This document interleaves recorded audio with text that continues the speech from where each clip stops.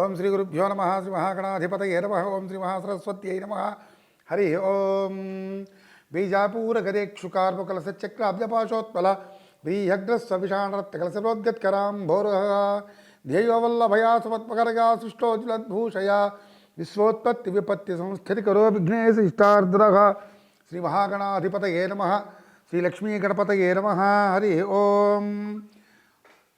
శక్తి media devotional channel వీక్షిస్తున్నటువంటి ప్రేక్షక మహాశిలందరికి కూడా మా నమస్తుమాంజలు. నా పేరు మాంధాత దుగ్గిరాల సత్యనారాయణ శర్మ. ముఖ్యంగా ఈ వారం మేషాది ద్వాదశ రాశుల గురించి కూడా ఫలితాలు ఎట్లున్నాయో తెలుసుకుందాం. మొదటగా మేషరాశి. మేషరాశిలోనే శుక్రుడు ఉన్నాడు. మంచి భోగలాలసిన జీవితాన్ని అనుభవిస్తాడు, అందించేస్తాడు. తర్వాత వ్యాపారానికి అనుకూలంగా ఉంటుంది. తెలుపు వ్యాపారం అంటే తెల్లటి పత్తి, బియ్యం ఇటువంటివన్నీ కూడా వ్యాపారం చేసుకోవచ్చు, చక్కగా ఉంటుంది. తర్వాత ద్వితీయంలో రవి ఉన్నాడు, మంచి ధన సంపాదన కలగజేస్తాడు. ఏదైనా సాహసకార్యం చేయాలన్నా కూడా, ఉద్యోగ ప్రయత్నం చేయాలన్నా కూడా చేసుకోవచ్చు, ఉద్యోగస్తులకు అనుకూలంగా ఉంటుంది. తర్వాత మూడో ఇంట్లో గురుడు బుధుడు ఉన్నాడు. కొంచెం గురుడు వల్ల దేహానికి ఇబ్బంది, చికాకు, మనస్తత్వం చికాకుగా ఉంటుంది. ఒక మాట మాట్లాడితే ఇంకో మాటగా వినపడుతూ ఉంటుంది వాళ్ళకి. బుధుడు సొంత ఇంట్లో ఉన్నాడు కాబట్టి పెద్దగా నష్టకారణం అయితే కాదు. తర్వాత పంచమంలో కేతువు కుజుడు ఉన్నారు. కుజవత్ కేతు అన్నట్టుగా కుజుడు కేతువు కలిస్తే ఒకటే ఫలితాలను ఇస్తారు. నేను కొంతమంది పిశాచ యోగం అని కూడా అంటారు. కాబట్టి ఈ కుజుడు ఎంత బలవంతుడో కేతు కూడా అంతే బలవంతుడు. వివాహ ప్రయత్నాలు కొన్ని ఆటంకాలు జరుగుతాయి.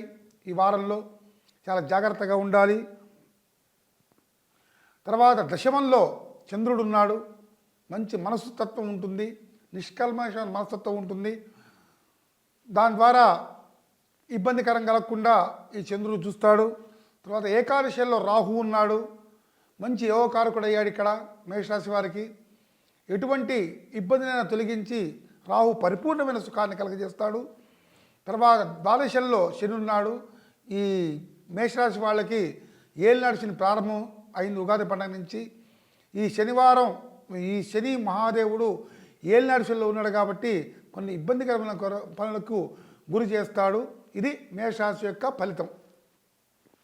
తదనంతరం ఇప్పుడు మేషరాశి గురించి మనం మాట్లాడుకున్నాం కదా, వారు ఎటువంటి పరిహారాలు చేసుకోవచ్చు?